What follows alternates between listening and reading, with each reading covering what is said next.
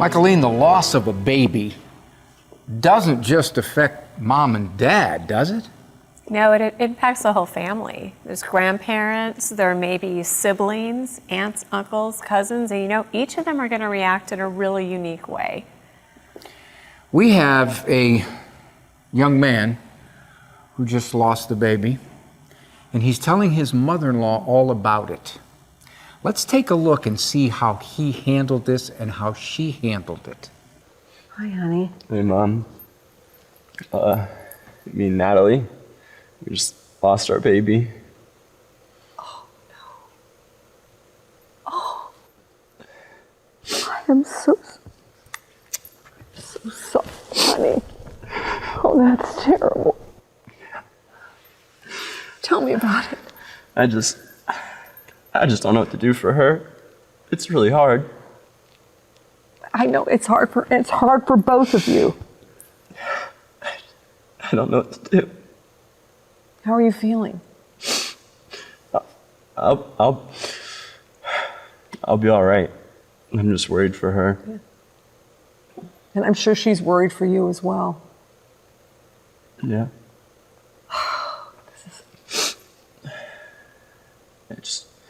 I don't know how to deal with this or what to do next or how to care for her or anything. Well, you two have been so good in your marriage thus far, and this is going to be a challenge for you. I think you both can grow from this. That sounds like a terrible thing to say. Honey, of course you haven't thought about it. How about contacting your pastor about some kind of service? Ritual is really, really, really helpful for that.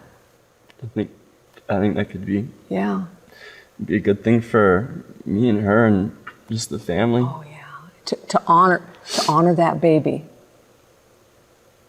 And you're a wonderful husband, and that child is a blessing.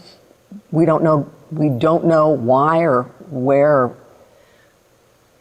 but we know that this will be something that you and your wife will carry together, and she'll help you. And please know that we're always here for you. Thank you. Okay. Thanks, Mom. You're welcome, sweetheart. I love you. I love you.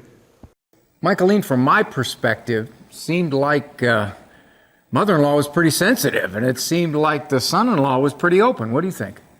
That was amazing to watch them connecting there together, with her acknowledging, yes, the mom in it, but really focusing on him, because so much in our culture we don't do that, right? So he's thinking, how can I help my wife? And our culture then focuses there too. How can he help his wife? Exactly. He's kind of sitting there out on an island. That's right. And so we're dismissing him, not meaning to, but we do. But she didn't do that. She acknowledged both, focused on him, and then I loved it that they were talking about how as a family that they could grieve together and memorialize that child. You shared with me an interesting piece of research about how men grieve.